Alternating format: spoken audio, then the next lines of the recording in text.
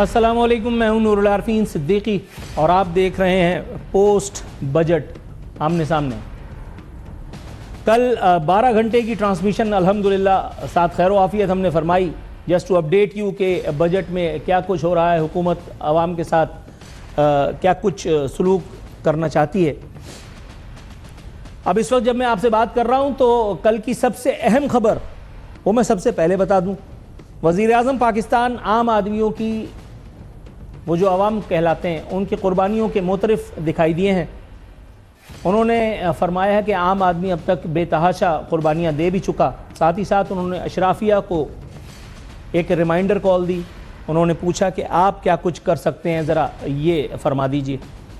Budget के हवाले से अब तक मुख्तलिफ आरा सामने आई हैं। कोई हस्ब रिवायत इसे अवाम दुश्मन कह रहा है, कोई ये कह रहा है कि इसमें अवाम के लिए बहुत कुछ है। आज जो मेहमान हमारे साथ हैं हम उनसे जानेंगे, बजाय इसके कि मैं अपनी बुकराती इस पर करूं कि इस बजट में क्या कुछ था। कुछ खबरें हैं दिलचस्प व अजीब, दिलचस्प मेरे और आपके हवाले से और अजीब गवर्नेंस के हवाले से, क्योंकि इसमें जो तजाद बयानी है उसको आश्कार कर पाएंगे हमारे वो मेहमान जो इस ट्रेड के एक्सपर्ट्स हैं, जो जब बात करेंगे तो इंशाअल्लाह ताला उसमें मौजूद वज़न भी आपके सामने आ पाएगा। मेरे सामने मौजूद एक खबर बता रही है कि ताजिर बरादरी मायूस, अवाम दुश्मन बजट करार दे दिया। दूसरी खबर का कहना है सरकारी मुलाजमीन का तनख्वाहों में 10% इजाफा मुस्तरद। शब्बर जैदी साहब, ज़ाहिर है इनके इंट्रोडक्शन के लिए कोई ज़रूरत नहीं है देने की, कहते हैं बजट में किसी तबके के लिए कोई रिलीफ नहीं। वज़ीर ख़जाना का एक न्यूज़ आइटम मेरे सामने मौजूद है, लिखा है हर चीज़ कर्ज लेकर कर रहे हैं, माली गुंजाइश के मुताबिक ही रिलीफ दे सकते हैं। अब आती हैं अजीब व गरीब खबरें। अगली खबर है वज़ीर आज़म की सरकारी रिहाइशगाह और अखराजात 72 करोड़ से बढ़ाकर 86 करोड़ रुपए कर दिए गए। अब अगर हम कर्ज लेकर के ये कर रहे हैं तो फिर ये जहमत उठाने की ज़रूरत ही क्या थी मेरे सरकार। दूसरी तरफ कैसर अहमद शेख साहब हुकूमती वज़ीर हैं, फरमाते हैं बजट में हुकूमत ने अपने अखराजात घटा दिए, मनोअन तस्लीम किए लेते हैं इनका ये दावा। अगली खबर तजाद बयानी ज़ाहिर करती है। खबर के मुताबिक तालीम और सेहत का फ़ंड कम करके अरकान पार्लियामेंट के तरक्याती मनसूबों में इजाफा। इत्तेहादी पीपल्स पार्टी को खुश करने के लिए सिंध के मखसूस मनसूबों का फ़ंड बढ़ा दिया गया। रिपोर्टर का नाम मैं आपको लाजमी इसलिए बता दूं ताकि FIR उनके नाम पे फटे। शहबाज राना साहब मारूफ सहाफ़ी हैं। और आखिरी न्यूज़ आइटम वो बता रहा है कि वज़ीर ख़जाना मोहम्मद औरंगज़ेब वज़रा और पार्लियामेंटेरियंस की भारी भरकम तनख्वाहों की दिफा में सामने आ गए। उन्होंने फरमाया कि चेयरमैन सेनेट और स्पीकर की तनख्वाह 2.5 लाख से बढ़ाकर 21.5 लाख करने की वजह 9 साल से इजाफा ना हुआ, इसलिए। अब मैं कोई बात नहीं करूंगा, स्ट्रेट हम अपने मेहमानों का तारुफ आपसे कराते हैं। मेरे साथ मौजूद हैं none other than Arif Habib साहब, फाउंडर आरिफ हबीब ग्रुप, जो अपनी मसरूफियत के बावजूद आज हमारे शो में शिरकत के लिए आमादा हुए। सर खुशामदीद कहते हैं आपकी इस जहमत उठा लेने पर। साथ ही साथ स्टूडियोज़ में बनफ से नफीस तशरीफ़ फरमा है आसिफ इनाम साहब, वाइस प्रेसिडेंट हैं FPCCI के। सर आपकी आमद का भी अज़द मशकूर हूँ। हस्ब रिवायत हस्ब दस्तूर सबसे पहले आरिफ हबीब साहब जो हमारे साथ मौजूद हैं, इंसर्ट आप उनका देख चुके हैं। हुजूर अस्सलाम वालेकुम। जी वालेकुम सलाम। सर इंट्रो आपने मेरा देखा, बजट के हवाले से आप क्या सोचते हैं? अवाम दुश्मन बजट है, अवाम दोस्त बजट है, अवाम के लिए इसमें बहुत कुछ है या अवाम के लिए इसमें कुछ भी नहीं है? आरिफ हबीब द एक्सपर्ट, क्या सोचते हैं? सबसे पहले तो माशाअल्लाह मैंने आपका ये यूनिक स्टाइल जो है वो देख के मुझे बड़ा अच्छा लगा। आपने बहुत ज़बरदस्त तरीके से ये इंट्रो किया और बहुत गैर रिवायती तरीके से जो है किया। Thank you. जो जिस तरफ आप जो है वो इशारे कर रहे हैं वो ज़ाहिर है आम लोगों की जो है वो मुश्किलात से मुताल्लिक़ हैं। और पाकिस्तान जो है वो पिछले कुछ 2-3 साल से जो है वो मुश्किल में है। और मुश्किल में जब हम जो है वो डिफ़ॉल्ट के दहाने पे चले गए और रुपए की कीमत जो है वो तेज़ी से गिरी तो इन्फ्लेशन जो है वो बहुत ज़्यादा बढ़ गया और वो इन्फ्लेशन और महंगाई का एक तूफ़ान आ गया और उससे जो है वो आम लोगों के ऊपर बहुत ज़्यादा जो है वो मुसीबतें आई क्योंकि आपको पता है कि इन्फ्लेशन जो है वो 39% तक चला गया, और फिर जब हम ये क्लेम करते हैं कि इन्फ्लेशन जो है वो अब कम हो के जो है वो 0.5% पे आ गया और 4% पे आ गया, तो इसका मतलब ये नहीं है कि कोई जो पुरानी महंगाई हुई है उसमें कोई कमी हुई है। वो तो महंगाई अपनी जगह पे है, उसमें फर्दर जो महंगाई की शरह है उसमें कमी जो है वो हुई है। तो अब आम लोग जब हुकूमत ये दावा करती है कि हमारी जो है मैक्रो इकोनॉमिक स्टेबिलिटी जो है वो हमने हासिल कर ली है, तो आम आदमी की एक्सपेक्टेशन बढ़ जाती है कि भाई उससे मुझे क्या फ़ायदा हुआ। तो वो अपने जो है उसके लिए जो है फ़ायदे को ढूंढते हैं कि क्या कोई रिलीफ हमारे लिए जो है इसमें पॉसिबल है कि नहीं। अब उसमें सिलसिला ये है कि जो ये सारी मैक्रो इकोनॉमिक स्टेबिलिटी आई है, उस स्टेबिलिटी की वजह से जो फर्दर मुश्किलात हैं वो रुक गई हैं, फर्दर मुश्किलात रुक गई हैं। जो पाकिस्तानी रुपया मुसलसल गिर रहा था उसमें स्टेबिलिटी आई है, कुछ रिजर्व्स जो है वो बढ़े हैं, इंटरेस्ट रेट जो शरह सूद जो बहुत पॉलिसी रेट 22% हो गया था वो दोबारा 11% जो है वो आया है। हमारे जो फॉरेन करेंसी रिजर्व्स बढ़े हैं, कुछ एक्सपोर्ट में जो है वो इजाफा हुआ, रिमिटेंसेस खातिर ख्वाह जो है वो बढ़े हैं। तो उसमें जो ओवरऑल जो हमारे मुल्क की इकोनॉमी में जो है वो कुछ स्टेबिलिटी आई है, लेकिन आम लोगों को अब भी जो है वो कोई ऐसा सच खातिर ख्वाह रिलीफ नहीं मिला। अब उसकी उम्मीद है कि अगर हम में ये मैक्रो इकोनॉमिक स्टेबिलिटी आई है तो उसके डिविडेंड फिर आगे आइंदा सालों में जो है वो मिल सकेंगे। आपकी इसी बात से फिर मैं निकाल लेता हूं उस एक शेर को कि पैबस्तर शजर से उम्मीद बाहर रख। सर थोड़ा सा तवक्कुफ की इस्तदा है। मेरे साथ आसिफ इनाम साहब बनफ से नफीस बैठे हुए हैं। सर आपको शरीकी गुफ्तगू करते हुए सबसे पहले तो खुशामदीद कहते हैं अपने शो में। हुजूर वाला जो कुछ भी है आपके सामने है, बजट आपने देखा, आपका पहला रिस्पॉन्स इस बजट के हवाले से क्या होगा? बिस्मिल्लाहिर्रहमानिर्रहीम। देखिए बहुत सारी चीज़ें ऐसी हैं जो बजट से पहले हो रही होती हैं। मसलन जैसे हमारे आरिफ भाई ने जिक्र किया तो कि 22 से 11 हो गया, ये बजट में तो नहीं हुआ ना, ये बजट से पहले से ये प्रोसेस ऑन था। और अगर ये कि थैंकलेस होने के लिए तो कुछ भी काफ़ी है कि ये 11 है तो 9 क्यों नहीं, 7 क्यों नहीं। तो बहरहाल 22 से 11 का सफ़र है। बिलीव में मैं 11 खुद नहीं समझता था, मेरा ख्याल था 12-13 ये अचीव कर लें तो बड़ी बात है। And this is 1% below my expectation, क्योंकि आपके जो रिजर्व्स, आपकी एक्सपोर्ट, आप देखें कि जब टेक्सटाइल एक्सपोर्ट है वो हमारा इतना बड़ा धोखा बन गई है कि 17 अरब की टोटल एक्सपोर्ट हुई है, 1-1.25 अरब की और आ जाएगी, और इम्पोर्ट इसकी 6 अरब डॉलर होगी। तो नेट एक्सपोर्ट तो ये तो कुछ रहा ही नहीं। 12 अरब जो है वो टोटल 12 अरब 13 अरब एक्सपोर्ट रह गई। जब GSP प्लस हमें मिला था तो 14 बिलियन डॉलर की हमारी एक्सपोर्ट थी 12-13 साल पहले। उस वक्त तो ये हुआ कि जी बांग्लादेश के बराबर मिल गया है, पता नहीं अब, और हम सब कुछ देने को तैयार थे, पाकिस्तान की हर चीज़ दे दो, कलम दे दो उनको, लौह कलम दे दो कि जी वो जो चाहे लिख दें, वो हम करने को तैयार हैं, वो जो चाहे कानून बना दें हम वो बना दो फ़ौरन, बस हमें ले दो वरना। उसके बाद एंड क्या हुआ? क्या एंड हुआ? ज़ीरो।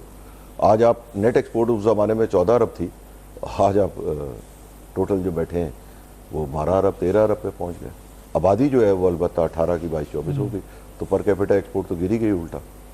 तो ये हमें देखना है कि क्यों होता है। ये हर थोड़े अरसे के बाद कोई ऐसी स्कीम लाई जाती है, DTRE, बॉन्ड, EFS, और उसमें मैसिव करप्शन होती है। तकरीबन 2016, 17, 18 में इंडिया से फाइन काउंट की भरमार की गई DTRE, बॉन्ड और इन तमाम में। ये पकड़े गए, छापे डले, सब लोग पकड़े गए, तो रिकॉर्ड भी मौजूद है, मतलब कस्टम से मिल जाएगा कौन कौन नहीं पकड़ा गया था। कोई रह नहीं गया था ऑलमोस्ट, 1-2 के अलावा। तो वो था। और फिर उसके बाद जब उस स्कीम पे हाथ डाला तो फिर ये ब्लैकमेलिंग का एक सिलसिला शुरू होता है कि जी एक्सपोर्ट गिर जाएगी, एक्सपोर्टर मर जाएगा। ये वो एक्सपोर्टर क्या जिंदा ऐसे रहेगा कि 80 सिंगल मंगा के उसकी जगह 20 सिंगल भेज के एक्सपोर्टर करे और यहाँ पे उसकी वो चोरी चकारी करता रहे। बहुत सारी स्कीमें, बहुत सारे लोग शरीफ हैं, बहुत सारे लोग इसको मिसयूज़ करते हैं। उसकी वजह से क्या होता है, डोमेस्टिक इंडस्ट्री तबाह हो जाती है। पहले स्पिनिंग तबाह हुई थी, फिर वीविंग तबाह हुई, ग्रोअर तबाह हुआ, फिर फाइनली 2019 में हमने देखा कि इंडिया ने जो छेड़छाड़ की, पहले हम पे ट्रेड बैरियर लगाया, फिर उसके बाद हमने इंडिया से ट्रेड बैन की।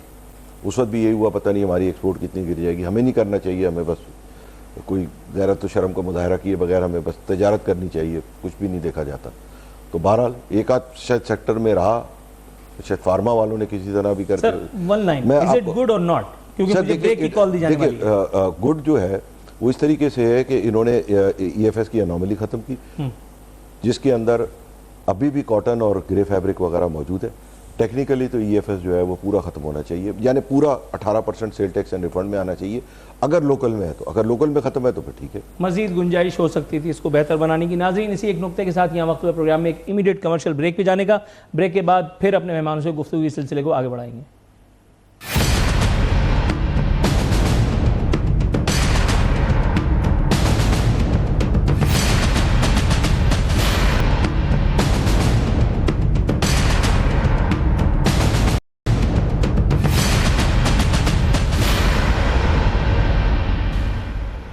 वेलकम बैक नाजरीन। बदस्तूर हमारे मेहमान हमारे साथ मौजूद हैं। आसिफ इनाम साहब कोई नुक्ता शेयर करना चाह रहे थे कि अचानक हमें ब्रेक पे जाना पड़ गया। जी आसिफ साहब। जी बिस्मिल्लाहिर्रहमानिर्रहीम। वो मैं ये बता रहा था कि जब 2019 में इंडिया पे हमने बैन किया तो उस वक्त हमारी 16-17 बमुश्किल एक्सपोर्ट रह गई थी और वो तकरीबन 19.25 के करीब पहुंची 2022 में। इसका मतलब है कि वो तमाम लोग जो कह रहे थे कि इंडिया से तिजारत कम बंद करने से नुकसान होगा और हमारा मौक़िफ़ नहीं होगा, वो साबित भी हुआ और मुल्क ने जो है वो उसमें बहुत तरक्की की। उसके बाद आप देखें कि एनर्जी की बात करें कि कराची में 4 सेंट की बिजली मिली 22 से लेकर 2023-24 तक। ठीक है, क्या तरक्की हुई? उल्टा 19 से 16। क्यों? क्योंकि गैस की शॉर्टेज थी। कुछ लोगों ने अपनी 4 सेंट के लिए बाकी पूरी कराची को कुर्बान किया और उन्होंने कहा कि 5 सेंट की सबको ना मिले, मुझे 4 सेंट की मिल जाए, दूसरा 20 सेंट की बिजली चला ले, जहन्नुम में जाए। ये जो अप्रोच है, जब तक आप ये कलेक्टिव नहीं करेंगे, जब तक पूरे मुल्क में हर चीज़ का एक रेट नहीं होगा। ठीक है, कराची को थोड़ा बेनिफिट, नुकसान भी था, डाइंग फिनिशिंग को यहाँ पानी खरीदना पड़ता है, थोड़ा वो गैस से कंपनसेट, थोड़ा बहुत हो ना, मतलब 4 और 5 का डिफरेंस। और फिर आप ये जुल्म तो ना करो ना कि किसी को आप छीन के आप कहो कि जी मैं पूरा कर लूँ अपना। सही। आरिफ हबीब साहब, सर इंतज़ार की जहमत में मुब्तला रखने के लिए अजद माजरत ख्वाह हूँ। सर, कौन से ऐसे एरियाज इस बजट में आप देखते हैं कि जिनको मज़ीद निखारा जा सकता था या जिसकी तरफ थोड़ा सा और तवज्जो दे करके और इस बजट को मज़ीद काबिल कबूल बनाया जा सकता था आपके ओपिनियन के मुताबिक?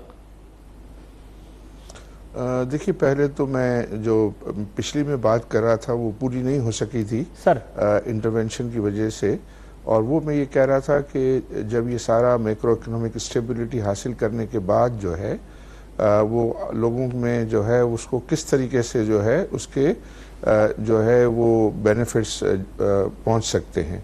और वो पहुंच सकते हैं कि अगर इकोनॉमी में जो है वो ग्रोथ आए, और ग्रोथ आए और उसके अंदर जो हमारी इकोनॉमी का पहिया है वो तेज़ चले, तो फिर लोगों के लिए जो है रोज़गार के मौके जो है वो बढ़ेंगे।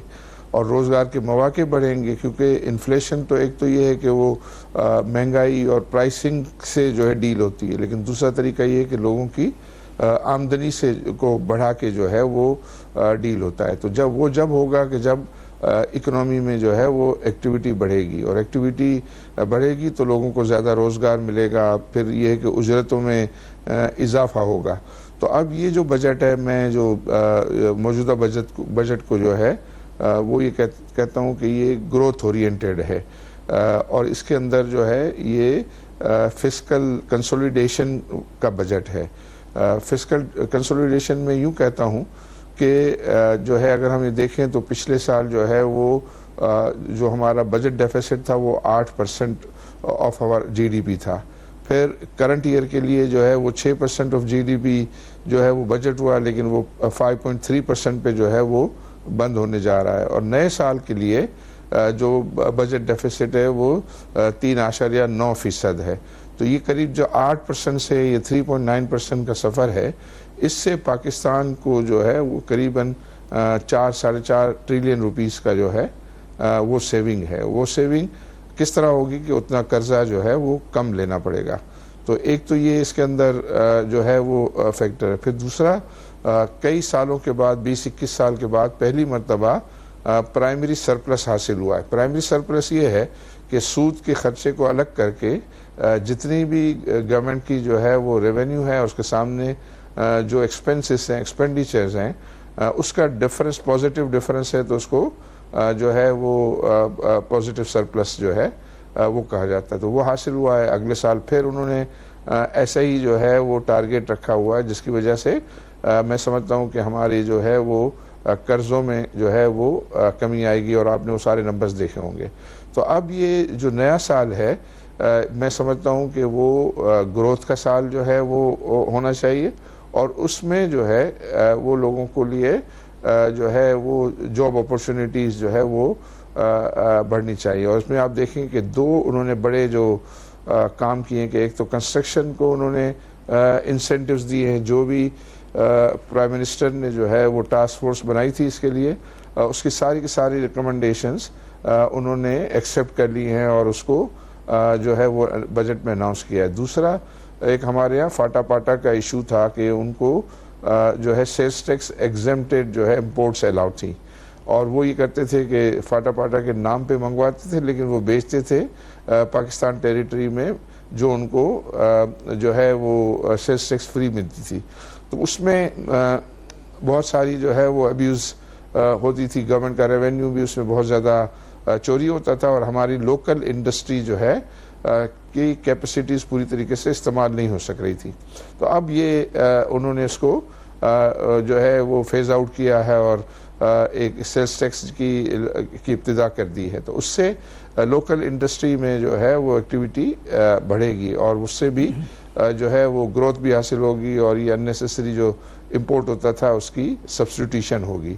तो इस तरह जो है वो ज़्यादा ज़रूरत इस बात की है कि हम लोकल जो इंडस्ट्री में आइडियल कैपेसिटीज़ हैं, बशमूल टेक्सटाइल के, बशमूल कंस्ट्रक्शन मटेरियल के, आप देखें सीमेंट, स्टील, टाइल्स, ग्लास, ये सारे के सारे जो है अपनी कैपेसिटी से कम पे ऑपरेट कर रहे हैं, और वो कम पे ऑपरेट करते हैं तो ज़ाहिर है जो है वो रोज़गार भी कम जो है वो प्रोवाइड कर सकने की पोजीशन में होते हैं, और गवर्नमेंट के टैक्सेस भी सफ़र होते हैं।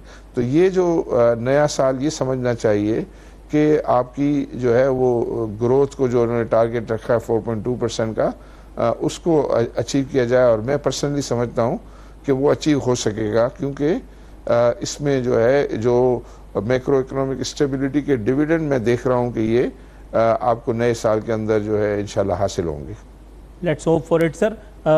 आसिफ इनाम साहब, सर तालीम और सेहत के शोबों में बहुत सारी चीज़ें ऐसी हैं कि जो शायद होनी चाहिए, और बहुत सारे फैक्टर्स हैं, बहुत सारे सेक्टर्स में जो मेरा ख्याल है कि शायद जिन पे फोकस करके और आवाम को या एटलीस्ट ताजिर बरादरी को मुतमईन किया जा सकता था। आपकी नज़र में ऐसी मोटी मोटी दो चार बातें अगर। देखिए, हमारा इस वक्त जो मुल्क का मेन मसला हो गया ना कि we have access of energy, उसमें से लॉट ऑफ इट जिसकी कैपेसिटी पेमेंट हमने गारंटी की हुई है। इसी तरह हमारा LNG है, वो किसी कैपेसिटी पेमेंट। हमारा हल सिर्फ ये है कि हम SOS बेसिस पे ग्रोथ करें और उसको यूटिलाइज़ करना शुरू करें, तो हमारे 90% मसले खुद ही हल हो जाएंगे। हमारा जो फ्यूल मिक्स है वो इतना कम है कि किसी भी मैसिव किसी तरीके से भी इसको स्टार्ट रोलिंग द बॉल के कंजम्पशन जो है वो 18-20% के करीब बिजली की बढ़ जाए, चाहे एक ही प्रोजेक्ट हो जो 1000 मेगावाट लेता हो। जैसे इन्होंने भी क्रिप्टो पे भी काम करना शुरू किया है, प्राइस आई डोंट नो कि वो कहाँ पे आके हमें फ़ायदेमंद होगी सबके लिए, बट बहरहाल इस टाइप का मैसिव 2-4 कंजम्पशंस के यूनिट सेक्टर आ जाएँ तो गेम चेंजर हो जाता है। चाइनीज़ ने बहुत इंटरेस्ट शो किया है डिस्पाइट ऑल एवरीथिंग, EPZ में जो आप एक्सपेंड भी कर रहे हैं। वज़ीर-ए-आज़म साहब ने 5-6 हज़ार एकड़ दी भी थी, मेरे ख्याल में 10,000 दे के उनको EPZ में हमारी ट्राइड एंड टेस्टेड है, तो कोई मसला नहीं होगा कि वो रीलोकेट कर लें इधर इंडस्ट्री। इस वक्त SEZ या इधर उधर लोकेट करना उनके लिए बहुत मुश्किल होगा। लेट्स स्टार्ट फ्रॉम हियर, फिर आगे सब बढ़ेंगे। इख्तिसार के साथ अगर आपके अपने जो सेक्टर है उसके हवाले से पूछना चाहूँ, कोई चीज़ मिसिंग रह गई? जी, टेक्सटाइल में जो ये है, जैसे यान पे इन्होंने EFS ख़त्म किया, ये बहुत बड़ी एनोमली है कि आप लोकल से माल खरीदें तो आप सेल टैक्स दें। आप बड़ा अच्छा चेयरमैन है PR ने माशाल्लाह पूरा एक्सप्लेन किया है कि भाई आप लोकल से ख़रीदें और बाहर से मंगाएं तो सेल टैक्स फ्री, लोकल बनाएं तो सेल टैक्स फ्री। तो ना सिर्फ हाजिर बंद कर दिया बल्कि फ्यूचर भी बंद कर दिया। इसी तरीके से इसको पूरा बंद करना चाहिए। कम से कम जो आइटम लोकल बनते हैं या बनने के चांसेस हैं उन सब पे ख़त्म करना चाहिए, वरना तो कभी कोई चीज़ अलाइड इंडस्ट्री पनपेगी ही नहीं, चाहे वो फैब्रिक हो चाहे वो कॉटन हो। देखिए कॉटन का काश्तकार भी इससे कितना मुतासर हुआ है।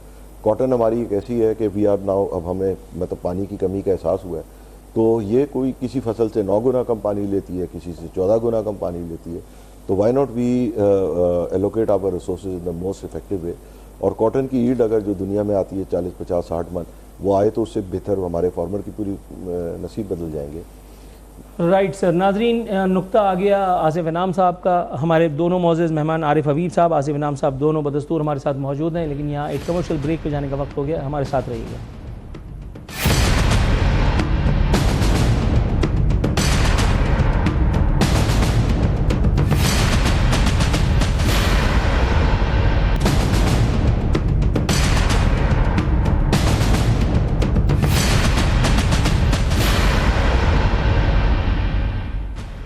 वेलकम बैक नाज़रीन, बदस्तूर हमारे मेहमान हमारे साथ मौजूद हैं। आरिफ हबीब साहब, हुजूर, बात हो रही है बजट की, तो आवाम से जो डायरेक्टली चीज़ रिलेट करती है, अब ज़रूरत है कि आपसे उस बारे में भी इज़हार ख्याल करवा लिया जाए। हुजूर, हुकूमत का कहना है कि बजट में हमने अपने अखराजात घटा दिए हैं। वज़ीर ख़जाना कहते हैं हम हर चीज़ कर्ज़ा लेकर कर रहे हैं, माली गुंजाइश के मुताबिक ही रिलीफ देंगे। आवाम कह रही है 10% इजाफा मुस्तरद करते हैं। साथ ही साथ खबर आती है वज़ीर आज़म की सरकारी रिहाइशगाह के अखराजात 72 करोड़ से बढ़कर 86 करोड़ रुपए हो गए। और फिर खबर बता रही है कि पाकिस्तान का कर्जा बढ़कर 760 खरब रुपए से बढ़ गया। हुजूर, आपको इस टनल के आखिरी कोने पर कोई रोशनी की किरण नज़र आती है कि जिसे दिखा करके आप हमें थोड़ा सा उम्मीद की राह दिखा सकें? आई थिंक ये जो सरकारी मुलाजमीन के लिए जो 10% का इंक्रीमेंट है, I think under the circumstances वो मुनासिब है, क्योंकि अब इन्फ्लेशन जो है वो नीचे आ गया है। जहाँ तक कि प्राइम मिनिस्टर हाउस के खर्चे का ताल्लुक है, आई थिंक उसको वो कंटेन करें तो अच्छा है। उसकी पॉलिटिकल इम्प्लीकेशन है, एब्सोल्यूट टर्म में बहुत ज़्यादा शायद पैसे ना हो, लेकिन इन ऐसी सिचुएशन में ज़ाहिर है आम पब्लिक को जो है वो बात जो है ज़्यादा जो है वो पसंद नहीं आती। इसमें जो आगे जो है वो बेहतरी का एक मतलब ये नहीं होगा कि एक बटन हम दबा देंगे और वो चीज़ें सब एकदम से ठीक हो जाएंगी। ये एक प्रोसेस होता है और उस प्रोसेस के तहत चीज़ें बेहतर होगी। मैं समझता हूँ कि जो पाकिस्तान के 3 बड़े मसले अभी थे वो ये था कि एक हाई इंटरेस्ट रेट, दूसरा जो है वो हाई एनर्जी कॉस्ट, और तीसरा जो है वो हाई टैक्सेशन रेट्स। ये बड़े मसले थे और जिसकी वजह से नई इन्वेस्टमेंट जो है वो पाकिस्तान नहीं अट्रैक्ट कर पा रहा। पर तो अब ये हुआ है कि इस साल में हमने जो है वो देखा कि इंटरेस्ट रेट जो है वो 22% से 11% है। मैं समझता हूँ कि ये अगले साल के अंदर जो है वो और 2% कमी का इसमें गुंजाइश है और ये तकरीबन 9% तक जो है वो आ सकता है। दूसरा, एनर्जी की प्राइस में जो है ऑलरेडी प्राइम मिनिस्टर ने अनाउंसमेंट की है, बट उसकी अभी पूरी तरीके से इम्प्लीमेंटेशन जो है वो नहीं हुई है और वो होना है। इसके बाद उनका प्रॉमिस है कि जो है वो जुलाई में मज़ीद इसमें जो है कमी अनाउंस करेंगे। लेकिन इसके अलावा भी नेचुरल तरीके से भी एनर्जी की प्राइस जो है वो नीचे आनी है। एक तो जो है वो वजह यह है कि हमारा जो फ्यूल कॉस्ट है, इंटरनेशनल प्राइसेस जो ऑयल की गिरी है उसकी वजह से जो है फ्यूल कॉस्ट कम आनी है, तो उसकी वजह से कम होगा।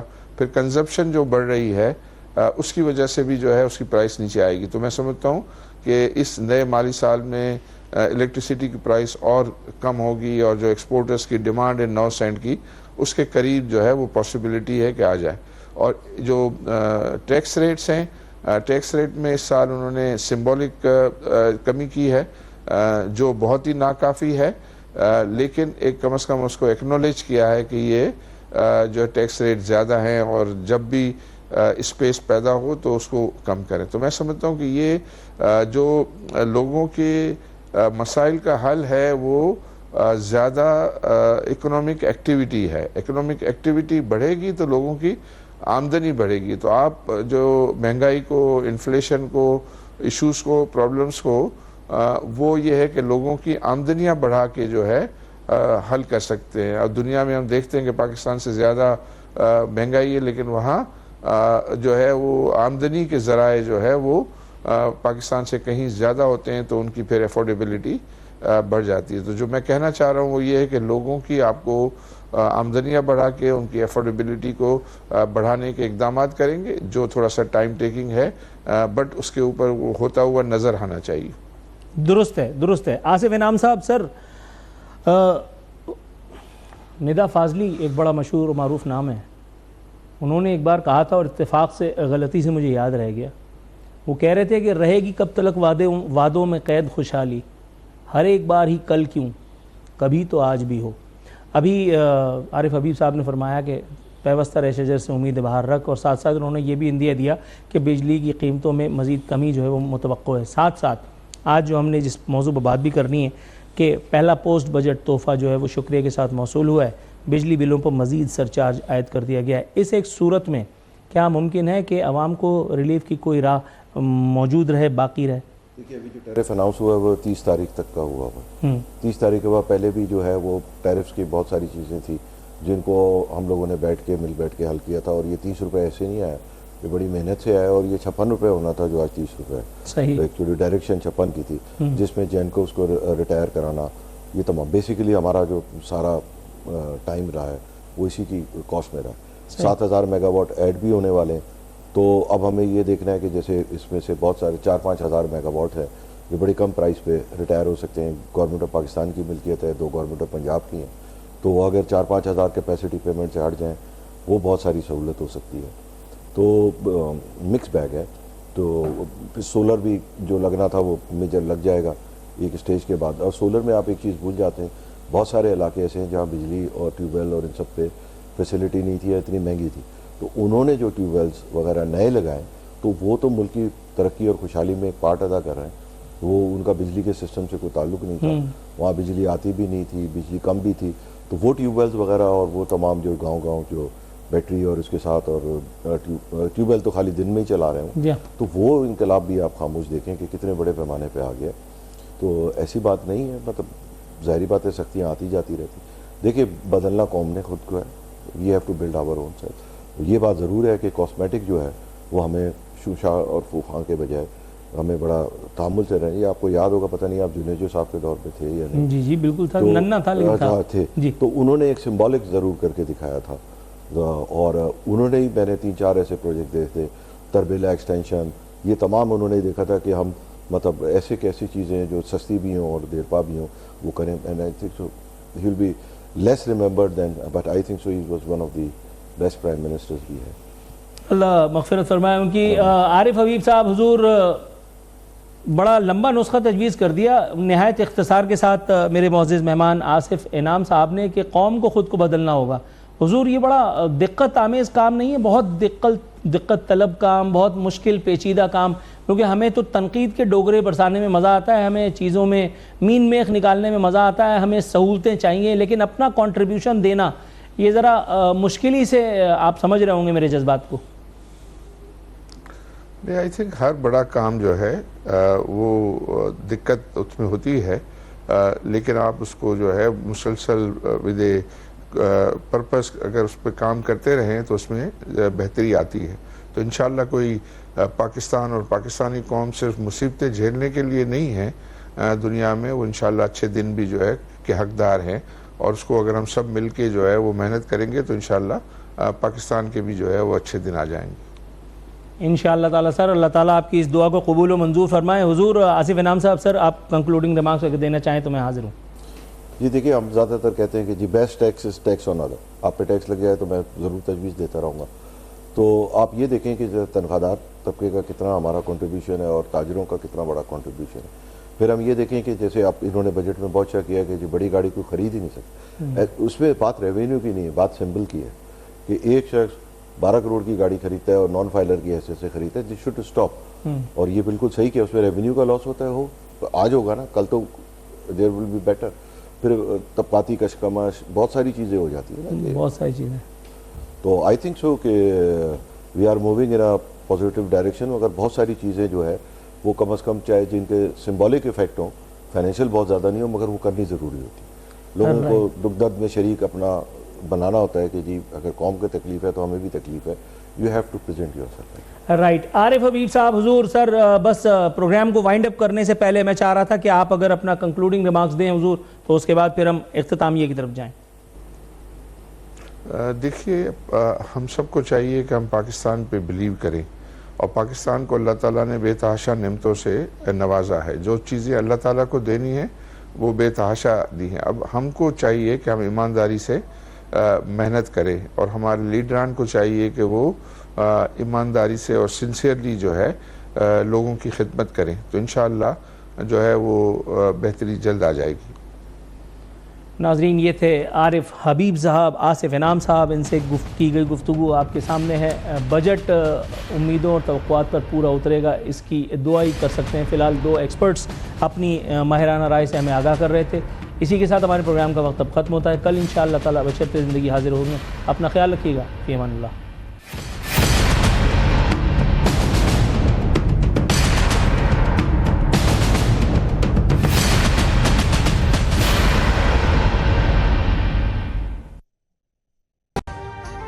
अभी सब्सक्राइब करें ताकि कोई खबर रह न जाए।